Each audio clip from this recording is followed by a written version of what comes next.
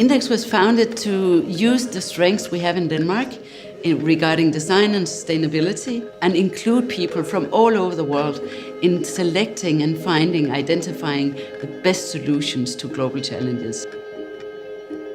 I think many people know that we need doctors and we need teachers and we need engineers and politicians to solve global challenges.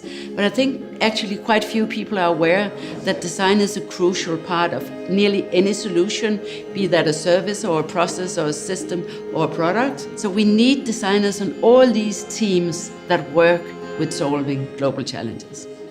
The two things that plays into Index from Denmark, two values. One of them is, of course, design. Many people know that Denmark is famous for our design tradition. The other thing is our welfare society.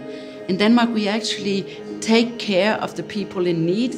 And I think those two things, the welfare society and our very strong design tradition, is what feeds into our work. We grow the demand and supply for sustainable solutions to global challenges. But if we do not train people to be better at doing this kind of solutions, it's not going to work in the future. We gain so much knowledge from the awards that we transform that into education. We do extensive educational work for kids and teachers, educators and decision makers.